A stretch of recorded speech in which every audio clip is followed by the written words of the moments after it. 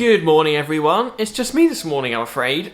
So this week, as we said yesterday if you watched the video, we are hearing lots of different stories from lots of different people, and so I get the privilege of the first story. And so, the story that I'm going to tell you is all about when I was at uni. And so me and my friend were at uni and we decided to go out for dinner. And so we went to a local pub and we had a nice meal, and then as we were waiting for our dessert and having some drinks, we had an amazing chat, and it was just about sort of life and church and worship and all this sort of thing. And there was someone in the booth next to us, on a table sort of just a couple of meters away from us, and we could sort of see his ears prick up as we started talking.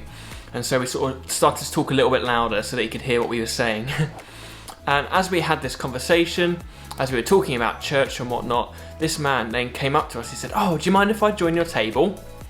And so he joined us and we had this amazing chat about all these things in life, and talked about his life and where he'd come from. And he said that he didn't go to church and didn't really like church. He thought it was a bit weird.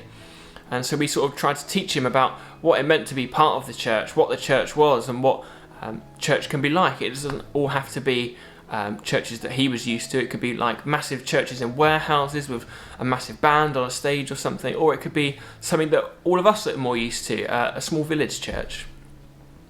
And so what is amazing about this story is we got the chance to pray for this guy who didn't really like church, didn't really want to know about church. And the biggest thing that I learned from this was the fact that the Holy Spirit is working through me all the time and in others.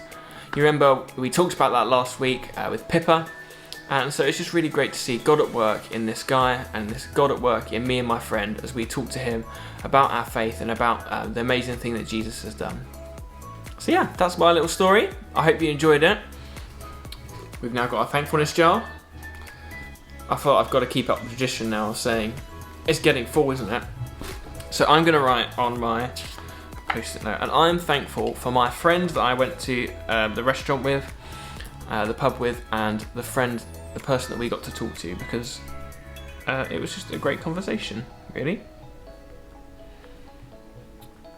And every now and again, when I remember the story, I like to pray for that man as well, who we talked to. So I'll be praying for him later too. There we go. Into our jar. And I'm going to have a chocolate now. Have a good day while I enjoy my chocolate. See ya!